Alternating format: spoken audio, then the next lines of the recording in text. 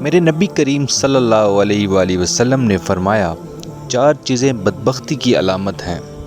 ایک تو فرمایا کہ آنکھوں کا خشک ہو جانا، کبھی بھی اللہ کے خوف سے ان میں آنسو نہ آنا بدبختی کی علامت ہے۔ اور دوسرا رسول اللہ صلی اللہ علیہ وسلم نے فرمایا کہ دل کا سخت ہو جانا، یہ بھی بدبختی کی علامت ہے کہ تیرے دل میں کسی کے لیے کوئی درد نہ ہو، تیرا دل کسی کے لیے نرم ہی نہ ہو، کسی بندے کے لیے ہمدردی پیدا نہ ہو، یہ بدبختی کی علامت ہے۔